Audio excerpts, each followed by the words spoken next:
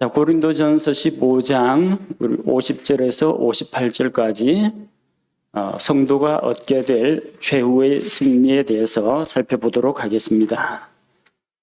자, 50절 말씀에 보니까 하나님의 왕국을 상속받는 것에 대한 말씀이 기록되어 있습니다. 형제들아, 이제 내가 이것을 말하노니 살과 피는 하나님의 왕국을 상속받을 수 없으며 또한 썩는 것은 썩지 않는 것을 상속받지 못한다라고 했습니다. 여기 대조가 되는 쌍이 나오죠. 살과 피, 하나님의 왕국, 썩는 것, 썩지 않는 것. 자, 그러면은 썩는 것에 대응하는 것이 무엇입니까? 살과 피가 되겠죠. 썩지 않는 것은 하나님의 왕국입니다. 자, 썩어 없어지는 것은 영원한 하나님의 왕국을 상속받지 못한다, 그 이야기입니다. 주위에서 읽어야 할 게 살과 피는 썩는 것이라는 겁니다. 어떤 분은 이걸 잘못 읽어가지고 살과 피는 썩게 하는 것, 썩게 만드는 것이라고 읽는 분이 있는데 그건 성경 말씀이 아닙니다. 살과 피는 썩는 것입니다. 현재 물질로 이루어진 이 몸은 사람이 죽으면 썩습니다. 피가 사람을 썩게 하는 것이 아닙니다. 살아있는 사람의 피는 온몸에 생명의 기운을 돌립니다. 산소를 공급하고 노폐물을 배출시키는 역할을 하고 영양분을 공급하는 생명 활동을 합니다. 피는 살아있을 때는 생명 유지 활동을 합니다. 그러나 사람의 몸이 죽게 되면은, 사람이 죽으면은 이 안에 있는 살도 피도 다 썩습니다. 피가 있어서 사람이 썩는 것이 아니고요. 살과 피는 이 물질계에 속해 있는 것이기 때문에 생명을 잃는 순간 썩게 된다는 것입니다. 피는 육체의 생명입니다. 피는 그래서 죄의 삭은 사망인데 그 사망을 생명의 피로 대신 지불할 수 있다는 겁니다. 피는 육체의 생명이기 때문에 혼을 위해서 속죄하는 것이 가능합니다. 구약시대에는 짐승의 피를 바쳐서 사람들의 생명을 대신했습니다. 그래서 속죄, 곧 하나님 앞에서 짐승의 피로 그 사람들의 죄를 덮어주는 것이 가능했던 것입니다. 하지만 그것이 죄를 완전히 제거하거나 죄 지은 자를 거룩하고 완전하게 변화시키지는 못했습니다. 세상 죄를 제거할 수 있는 것은 짐승의 피가 아니라 어린 양 예수 그리스도의 피밖에 없습니다. 우리 현재의 몸은 살과 피로 이루어져 있습니다. 썩고 병드는 물질로 이루어져 있습니다. 그러니까 현재의 몸을 가지고는 영원한 하나님의 왕국을 상속받을 수 없다는 이야기입니다. 영원하지 못하니까. 그럼 어떻게 하면 되겠어요? 이 썩는 것, 죽는 것이 썩지 않는 것, 죽지 않는 것, 영원한 것으로 변화가 되면 됩니다. 그래서 예수님 다시 오실 때 그리스도 안에서 죽은 자들이 영광스러운 몸으로 부활을 합니다. 살아서 주님 오시는 것을 보게 될 자들은, 믿는 자들은 거룩하고 영광스러운 몸으로 변화되어 가지고 공중으로 들려 올라가게 될 것입니다. 그걸 우리가 휴거라고 부르죠.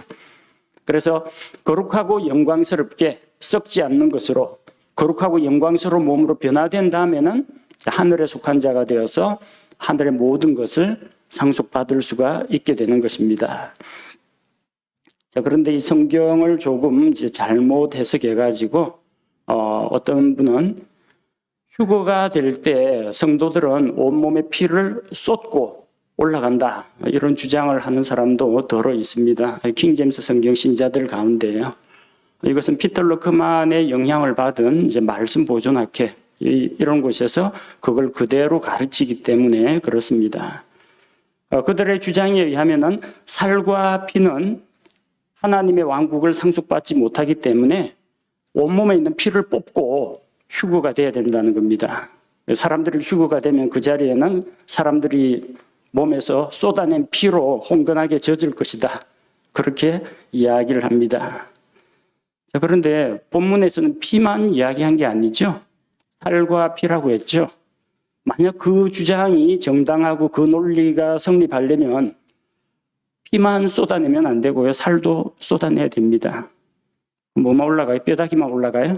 휴거될 때? 성경에 그런 피를 쏟아내고 살을 쏟아내고 올라간다라는 그런 기록은 없습니다. 부활하신 예수님께서 부활한 몸에는 살과 뼈가 있다고 말씀을 하셨죠. 이것은 변화된 살과 뼈를 말합니다. 누가복음 24장 39절 말씀을 보면 부활한 예수님의 몸입니다. 내 손과 내 발을 보라. 자, 부활한 몸은 현재의 몸과는 다르지만 현재의 몸과 어떤 연속성을 가지고 있다고 했습니다. 완전히 전혀 헛개비 같은 형상이나 외계인 같은 그런 형상이 아니라 기본적으로 사람과 유사한 어떤 몸을 가지고 있기 때문에 손도 있고 발도 있습니다. 내 손과 내 발을 보라. 바로 나니라. 나를 만지고 또 보아라. 영은 살과 뼈가 없으되 너희가 보는 바와 같이 나는 있느니라 하시니라. 이 구절을 가지고도 예수님이 부활한 다음에 살과 뼈가 있다고 했지 피가 있다는 말은 없다. 그래서 예수님은 피가 없다. 이렇게 부활한 몸에는 피가 없다. 이렇게 주장을 합니다. 근데 본문에 피만 없어요? 머리카락 이야기도 안 나오는데, 손톱 발톱 이야기도 안 나오는데, 눈과 코 이야기도 안 나옵니다. 그럼 여기 언급 안 된 거는 전부 없는 거예요. 그렇게 읽으면은 문해력이 상당히 떨어진다고 볼 수가 있습니다. 제자들에게 예수님이 어떤 헛개비나 그런 존재가 아니라 분명한 지금 우리 사람의 모습과 거의 비슷한 그러나 그 재질이 다른 변화된 살과 뼈가 있다는 것을 예수님께서 이야기하신 겁니다. 예수님이 부활할 때 살을 버리고 피와 살은 안 된다고 했잖아요. 그러니까 살을 버리고 뼈다귀만 부활한 게 아니란 이야기예요. 몸을 입고 부활하셨습니다. 예수님은 살이 있습니다. 그러니까 어떤 살이에요? 현재의 몸이 아닌 물질계에서 구성된 그 몸이 아닌 변화된 영광스러운 그런 몸을 입고 있다는 것을 보여줍니다. 휴거가 될 때 우리는 살과 피를 가지고 있는 현재의 몸이 변화된 몸으로 영광스러운 몸으로 변화된다. 우리는 그렇게 믿고 있습니다. 살과 피에 문제가 있는 것이 아닙니다. 그것은 영원하지 못하기 때문에 하나님의 왕국을 상속받지 못하는 겁니다. 영원하고 변치 않고 늙지 않고 죽지 않고 썩지 않는 몸이 되면은 그런 제약이 사라진다는 이야기입니다. 그래서 부활한 성도들, 주님 오실 때에 영광스럽게 변화된 몸을 입은 성도들은 하나님의 왕국을 상속받을 수가 있다라는 이야기입니다. 자, 그래서 이것은 우리가 지금 낱낱이 다 이해할 수는 없습니다. 이 말씀을. 그럼 어떠한 피가 몸에서 돌고 있느냐, 안에 소화기관은 있느냐, 배설작용은 하느냐, 땀은 흘리느냐, 여러 가지 것들을 이야기할 수가 있어요.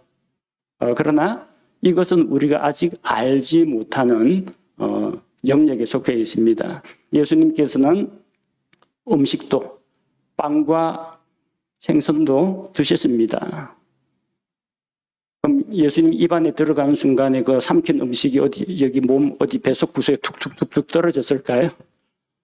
그렇게까지 생각하지는 않습니다. 근데 안에 있는 구조가 어찌 된지는 모릅니다. 성경에서 그건 우리에게 언급하지 않습니다. 천사는 영입니다. 몸을 가지고 육체화되어 가지고 이 세상에 내려와서 사람과 같은 모습으로 있을 때도 있지만 본질적으로 하늘에서 영입니다. 영적인 존재입니다. 그러나 하늘에 있는 영적인 존재인 그 천사가 만나를 먹습니다. 뭘로 어떻게 먹는지, 그 먹은 만나는 다 어디로 가고 소화가 100% 흡수가 되는 건지 배설물은 어디로 가는지 우리는 알지 못합니다. 우리가 관심을 가져야 할 것은 하나님께서 우리에게 보여주시는 성경적 진리에 관심을 가지면 되고, 나머지 그 세부적인 것들은 지금 희미하게 보이는 것들은 그때 주님 다시 오셨을 때 우리가 완전히 알게 될 걸로 믿습니다. 그래서 이것을 가리켜서 신비라고 합니다. 미스테리, 신비. 비밀이 아닙니다. 비밀은 절대 알려주면 안 되는 보안을 철저히 해야 하는 사항이고요. 신비라는 것은 우리가 현재 가지고 있는 이성이나 지식으로는 다 헤아려 알 수가 없는 그런 것들을 말합니다. 감춰져 있는 걸 말합니다. 그것은 오직 하나님의 계시를 통해서만 알게 됩니다. 이 부활 역시 우리가 겪게 될 신비에 속합니다. 머리로는 자연과학 지식으로는 완전히 다 이해할 수가 없습니다. 하나님의 신비에 속한 겁니다. 성경에는 참 신비한 일들이 많습니다. 하나님의 신비, 성육신의 신비, 교회의 신비, 큰 음녀의 신비. 우리는 계시를 통해서 이 신비들을 알 수가 있습니다. 부활의 신비는 어떤 것이냐? 51절 이하에 나오는 말씀을 보니까 보라, 내가 너희에게 한 가지 신비를 보이노니 우리가 다 잠자지 아니하고 마지막 나팔 소리가 날 때에 눈 깜짝할 사이에 순식간에 다 변화되리라. 이렇게 말씀하셨습니다. 자, 우리가 다 잠자지 아니하고, 우리가 다 잠자지 아니한다라는 말은 밤에 잠이 안 와가지고 잠을 못 이룬다 그런 이야기도 아니고, 예수님 만나려면 예수님이 밤중에 갑자기 오실 거니까 밤에 자지 말고 기다려라 그런 이야기도 아닙니다. 성경에서 성도가 이 세상에서 숨을 거두고 하늘에서, 이 세상에서는 숨을 거두고 저 하늘에서는 영과 혼이 주님 품에 안겨가서 거기서 하늘에서 눈을 뜰 때 그때까지 이 땅에 있는 상태를 잠잔다라고 표현을 했습니다. 예를 들어서 스데반이 돌에 맞아 죽으면서 주님께 자기를 비난하고 공격하는 사람들을 용서해달라고, 그들의 죄를 그들에게 돌리지 않기를 원하고 나의 영을 받으소서, 예수님께 그렇게 하면서 이 말을 하고 자니라. 스데반이 코 골면서 잤다는 이야기가 아니고요. 이 세상의 삶에서는 그의 육신이 잠들었고 그는 죽는 즉시 하늘에 올라간 겁니다. 그래서 그걸 잔다라고 이야기합니다. 그리스도 안에서 자던 자들, 그리스도 안에서 죽은 자들. 우리가 다 잠자지 아니하고라는 말씀은 신약교회 성도들 가운데 주님 오실 때 무덤에서 잠자던 성도들이 부활로 일어나기도 하고 살아서 주님 다시 오시는 것을 보는 성도들이, 잠자지 않는 성도들이 변화되기도 한다. 그 말씀입니다. 주님께서 공중으로 다시 오실 때 죽지 않고 살아있는 자들도 있다는 것입니다. 죽음의 고통을 맛보지 않고 우리 살아있을 때 예수님이 오셨으면 좋겠다. 그런 소망을 갖고 살아가신 분도 많습니다. 언제 그런 일이 일어납니까? 마지막 나팔 소리가 날 때, 마지막 나팔 소리가 날 때 눈 깜짝할 사이에 순식간에 다 변화될 것이라고 했습니다. 마지막 나팔이 언제 울리는 나팔이냐? 어떤 이는 환란기에 나오는 7 나팔을 떠올립니다. 환란기에 나오는 7 나팔 가운데서 첫째, 둘째, 셋째에서 7째 나팔이 마지막 나팔이다. 그렇게 생각하는 사람들이 있습니다. 근데 이 계시록의 구조를 보는 견해에 따라 차이가 있는데요. 계시록에 나오는 7인, 7봉인의 심판, 7 나팔의 심판, 7 병, 7 금병의 심판. 자, 이렇게 7으로 되어 있는데 어떤 분은 성경을 해석할 때 이것을 7개 더하기 7개 더하기 7개, 21번의 심판이 있다라고 해석하는 사람이 있습니다. 그런 사람들의 경우에는 7인, 7 나팔, 7 병, 가운데가 7 나팔이죠. 근데 첫 번째에서 7번째까지 7번째 나팔이 마지막 나팔이 울린다. 그럼 마지막 나팔은 언제 울리느냐? 환란기의 중간, 그 중간에서 조금 더 지난 한 3분의 2 지났을 때 환란기 중간에 나팔 소리가 난다. 그 환란기 중간에 부활과 변화와 몸의 변화와 휴거가 일어난다라고 생각하는 사람들이 나옵니다. 이걸 가리켜서 환란기 중간 휴거설이라고 합니다. 우리 종말론 시간에 다 배웠습니다.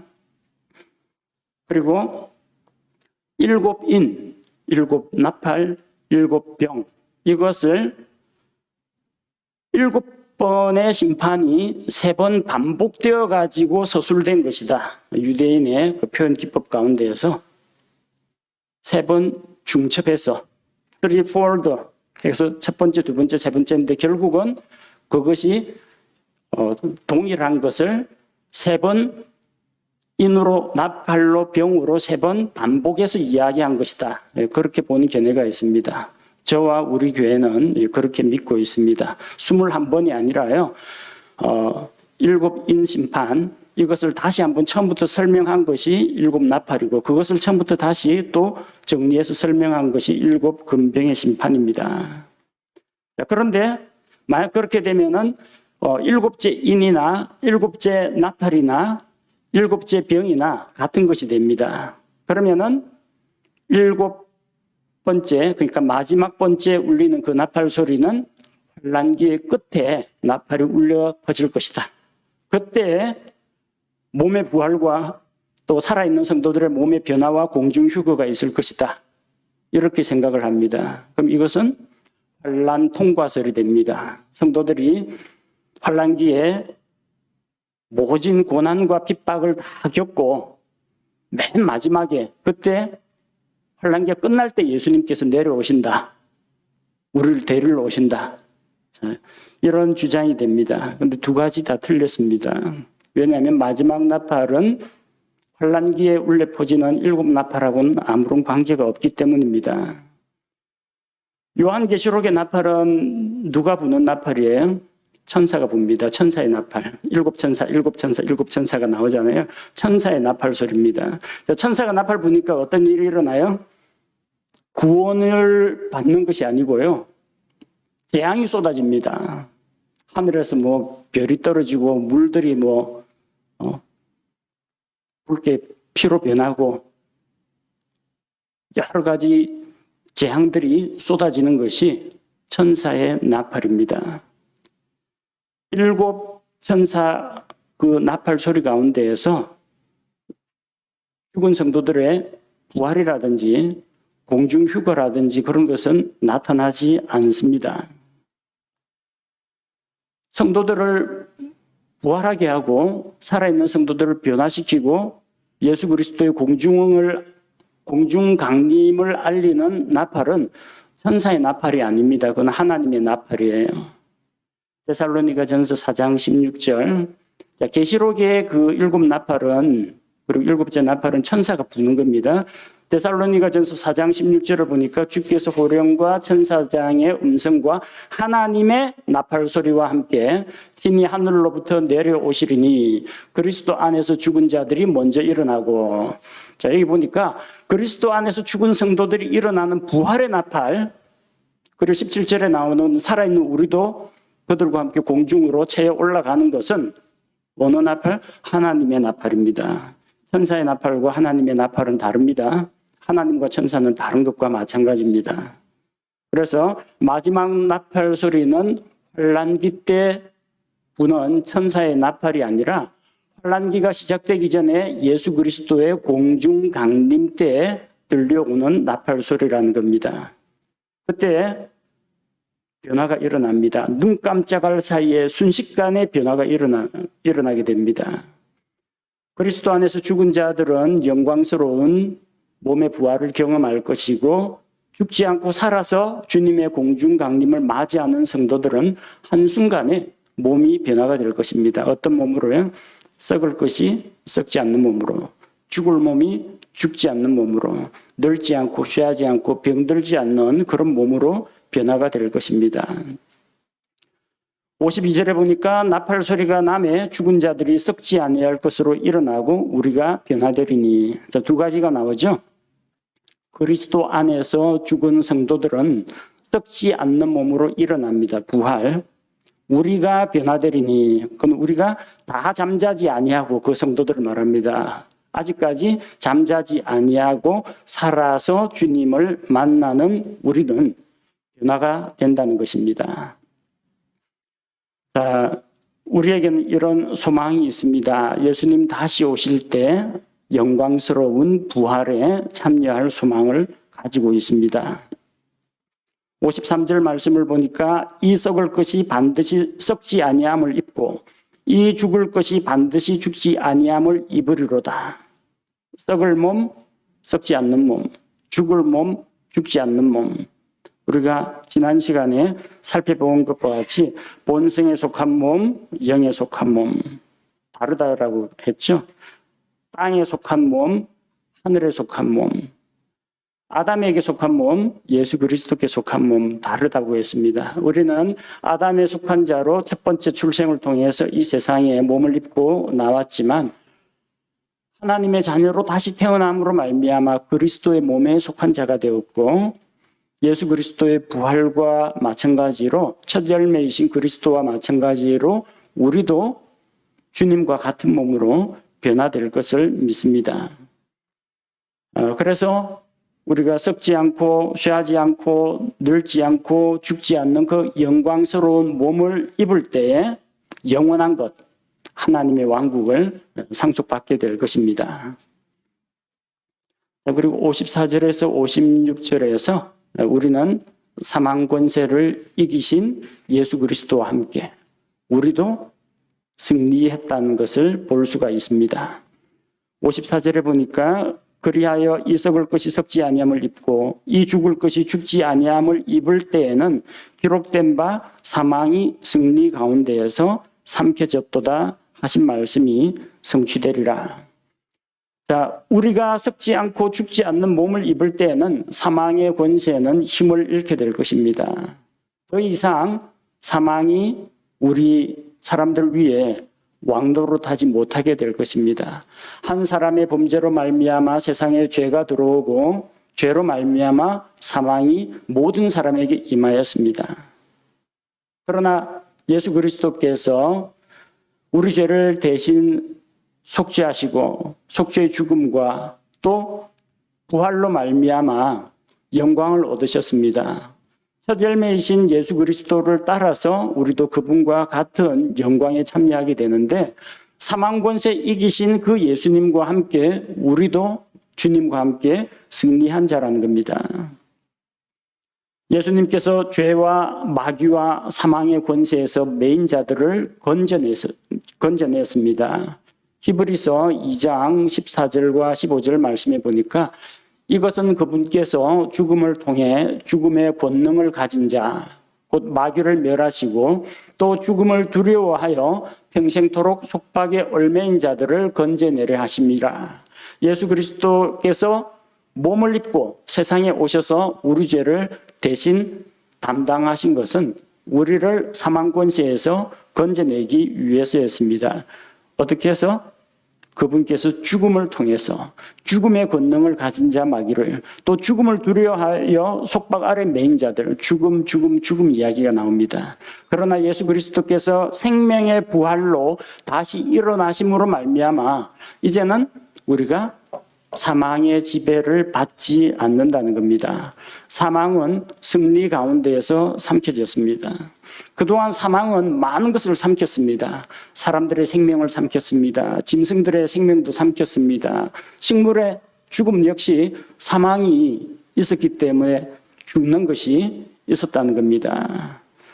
승리 가운데에서 사망을 삼키시는 일이 이미 이사야서에 예언되어 있습니다. 이사야 25장 8절 말씀을 보니까 승리 가운데에서 사망을 삼키시리라. 주 하나님께서 모든 얼굴에서 눈물을 씻기시며 자신의 백성을 향한 책망을 온 땅에서 제거하시리라. 주께서 그것을 말씀하셨느니라. 주님께서 하나님께서 우리의 얼굴에서 모든 눈물을 씻겨주시고 또 자신의 백성이 더 이상 비난이나 책망이나 정죄를 받지 않게 하십니다. 언제요? 승리 가운데에서 사망을 삼킬 때. 호세아 13장 14절 말씀을 보니까 내가 그들을 무덤의 권세에서 속량하며 사망으로부터 구속하리니 오 사망아 내가 내 재앙이 되리라. 오 무덤아 내가 내 파멸이 되리라. 뜻을 돌이키는 것이 내 눈을 떠나 숨으리로다. 사망도 무덤도 파멸하게 될 것입니다. 이전에는 사망이나 재앙이 사람들을 멸망시키는 그런 재앙이 됐는데 이제는 아니라는 겁니다. 내가 너의 재앙이 될 것이다. 내가 너를 파멸시킬 것이다. 주님께서 이렇게 말씀하셨습니다. 죄와 사망의 권세, 율법의 권세가 깨어졌습니다. 55절 말씀 보니까 오 사망아 너의 쏘는 것이 어디 있느냐? 오 무덤아 너의 승리가 어디 있느냐? 이제는 더 이상 사망이 사람을 쏘거나 무덤이 승리를 쟁취할 수가 없다는 이야기입니다. 사망아 너의 쏘는 것이 어디 있느냐? 사망에 쏘는 것이 무엇입니까? 56절에 사망에 쏘는 것은 죄요. 그 죄는 죄의 힘은 율법이라고 했습니다. 율법이 무엇을 말합니까? 율법은 하나님의 법입니다. 그리고 하나님의 법대로 살지 않는 자, 하나님의 법을 어긴 자에 대해서 율법이 정죄합니다. 법이 없으면 죄는 없습니다. 법이 있음으로 말미암아 죄가 더욱더 죄로 드러나게 됩니다. 율법은 정죄하는 것입니다. 그리고 죄가 무엇인지를 보여줍니다. 사람은 죄를 지음으로 말미암아 율법에 의해서 정죄를 받고 심판을 받습니다. 율법이 뭐라고 말합니까? 죄를 짓는 그 혼은 죽을 것이다. 죄의 삭은 사망이라고 선포합니다. 그리고 그 사망이 죄로 인해서 많은 사람들, 모든 사람들 위에 군림하였습니다. 죄로 인해서 사망이 찾아오고 사망이 모든 사람 위에 왕도로 됐지만 이제는 예수님의 십자가 대속과 대속의 죽음과 부활로 이 모든 문제가 해결이 되었습니다. 왜냐하면 예수님께서 율법의 요구를 다 이루어 주셨기 때문입니다. 예수님께서 죄의 권세를 이겼습니다. 자기 몸으로 십자가에서 흘린 피로 죄의 삭을 다 지불했기 때문입니다. 예수님이 죄의 대가를, 우리가 치러야 할 죄의 대가를 자신의 피로 하나님의 공의 앞에, 거룩하신 하나님의 재판정에 제출을 했기 때문에 이제 우리는 더 이상 죄 종로로 달 필요가 없습니다. 죄는 이제 쏠 게 없어요. 죄의 삭은 사망인데 사망이라는 삭을 내놓아라. 예수님이 이미 다 내 대신 다 갚았다. 갚을 게 없다. 죄가 더 이상 제 역할을 못합니다. 재구시를 못합니다. 예수님께서 죽음을 이기고 부활하셨기 때문에 사망도 우리를 어찌하지 못합니다. 왜? 우리가 죽지 않는 몸, 사망의 영향을 받지 않는 그런 영광스러운 몸을 입게 되기 때문에 사망이 더 이상 우리 위에 군림할 수가 없습니다. 율법도 우리를 어찌하지 못합니다. 왜? 예수님께서 율법의 요구를 다 이루셨기 때문입니다. 예수님이 살아서 거룩하고 흠없는 삶을 통해서, 완벽한 삶을 통해서 율법의 요구를 다 이루었습니다. 예수님께서 죄 없으신 분으로서 죄인들을 대신하여 대속의 죽음으로 죽으심으로 말미암아 율법의 요구 조건, 죄의 삭은 사망, 그 요구 조건을 자신의 피로, 십자가에서 흘린 피로 다 만족시키셨기 때문입니다. 그리고 예수님께서는 십자가에서 죽으시고 우리 죄값을 대신하시고 또 부활하심으로 사망의 권세를 이기셨습니다. 그래서 57절은 뭐라고 말합니까? 그러나 우리 주 예수 그리스도를 통하여 우리에게 승리를 주시는 하나님께 감사하노라. 우리가 죄의 권세, 율법의 권세, 사망 권세를 이기는 것은 예수 그리스도를 통했습니다. 우리는 예수 그리스도를 통해서 내가 그리스도와 함께 십자가에 못 박혀 죽고 내가 그리스도와 함께 다시 생명의 새로움 가운데에서 일으켜졌기 때문에 이제 나는 한번 죄에 대하여 죽었기 때문에 더 이상 죄가 청구서를 내밀지 못한다는 겁니다. 예수님을 통해서 우리가 승리를 했습니다. 예수 그리스도는 우리 신약교회의 머리이십니다. 우리는 그분의 몸에 속해 있는 각각의 지체들입니다. 머리이신 예수 그리스도께서 승리하셨습니다. 그 승리의 영광은 주님께서 받으십니다. 그러나 그분의 승리는 그분의 몸에 속한 우리의 승리입니다. 대한민국을 대표하는 축구팀이 세계적인 축구 대회에 나가가지고 당당하게 우승을 하면 한국 대표 선수단이 이겼다라고 합니다. 근데 대한민국이 승리했습니다. 똑같은 이야기입니다. 왜? 우리 대표 선수들 국가대표를 보냈거든요.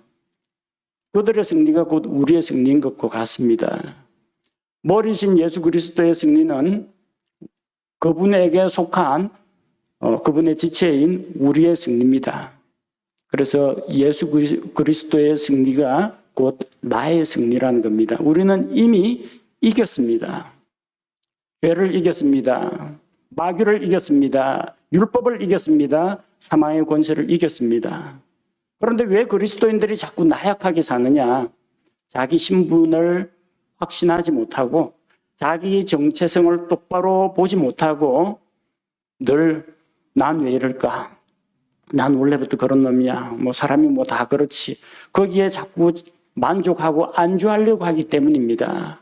우리 몸의 상태는, 현재 육신의 상태는 이러하지만 이 땅에 발을 딛고 살지만 우리의 신분은 저 하늘에 있습니다.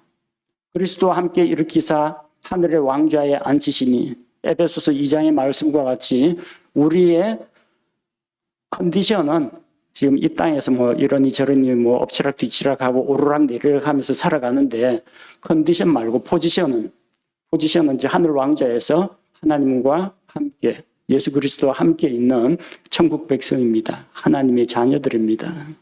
그래서 내가 그리스도와 함께 이미 승리했다라는 것을 확신해야 됩니다. 이 세상에서 우리가 살아가는 이 영적 전쟁은 이미 주님께서 뱀의 머리를 상하게 하시고 다 승리해 놓으신 겁니다. 우리는 정복하고 점령하러 깃발 꽂으러 가는 것밖에 안 합니다. 내가 죄에게 순종하지 않고 주님께 순종하는 한 우리는 주님의 승리를 내 것으로 만들 수가 있습니다. 자, 그래서 이제 바울이 이제 확신 있게 이야기합니다. 58절에 보니까 이 부활장이라고 하는 15장의 결론입니다. 그러므로 지금까지 이야기했던 게 전부 다 여기 들어가 있습니다. 예수님께서 부활하신 것이 확실함으로 부활의 첫 열매가 되시는 그리스도와 함께 우리도 부활할 것이므로 우리가 지금은 이 육에 속해 있고 땅에 속해 있지만 이제는 영에 속한 몸이 될 것이고 왕국을 상속받을 수 있는 영광스러운 몸이 될 것이므로 우리가 죄와 사망과 율법, 마귀의 권세를 주님과 함께 이겼으므로 그러므로 그 뜻입니다. 그래서 15장에서 이야기하는 교리적인 내용은 이 부활에 대한 하나님의 신비와 진리를 담고 있는데 그 부활이라는 것을 내가 정말로 믿는다면 결론은 뭐냐 하면은 58절이라는 이야기입니다. 부활하네, 그거 참 좋겠다. 근데 언제 부활하냐? 예수님 빨리 오셔야 되는데 이거 하고 살라는 이야기가 아니에요. 그러므로 어떻게 해야 돼요? 내 사랑하는 형제들아, 너희는 굳게 서서 흔들리지 말고 부활이 있고 우리가 최후 승리를 얻는다는 것을 믿는다면 소망을 붙잡고 굳게 서라는 겁니다. 그리고 여러 가지 세상적인 유혹에 흔들리면 안 됩니다. 종말에 대한 이상한 거짓 교리들, 마귀의 교리들에 귀가 솔깃해가지고 거기에 흔들리면 안 된다는 겁니다. 흔들리지 말고 굳게 서야 합니다. 그리고 부활과 주님의 다시 오심을 정말로 사모한다면요, 날마다 기도원 올라가서 주여 어서 오시옵소서 이거 할 게 아니라 뭘 해야 돼요? 주님을 섬기라는 겁니다. 항상 주의 일을 넘치게 하라고 했습니다. 내일 당장 주님이 오신다고 해도 우리가 해야 될 일은 똑같습니다.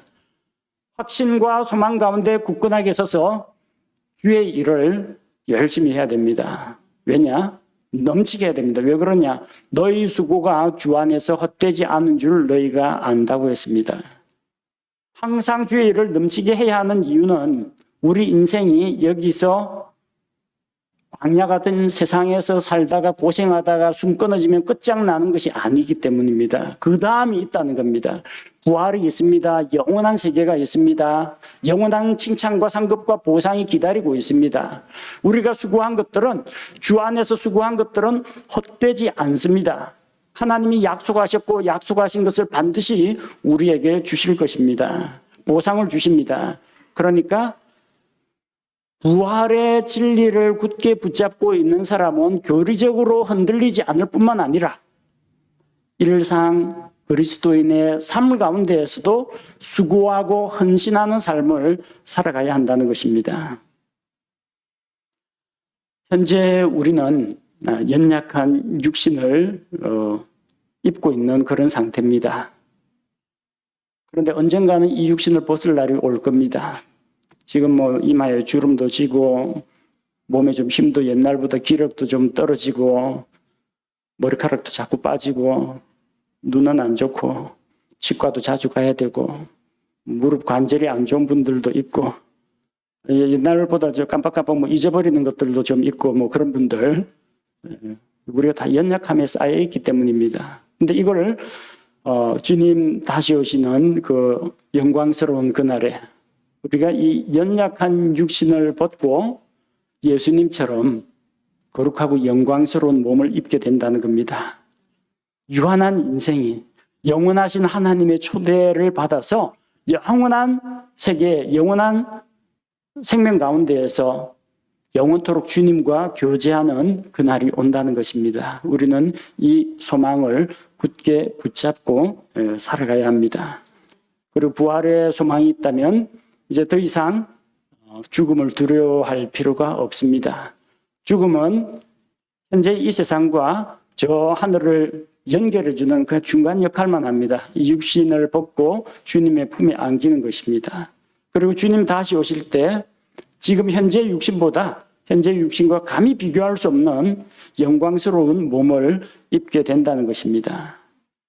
그리고 이런 소망을 가지고 있는 그리스도인이라면 마땅히 주님께서 주실 칭찬과 영광과 보상을 바라보면서 주님 오시는 그날까지 더 열심히 주님을 위해 헌신하며 복음의 증인이 되며 주님을 위하여 수고하는 삶을 살아야 합니다.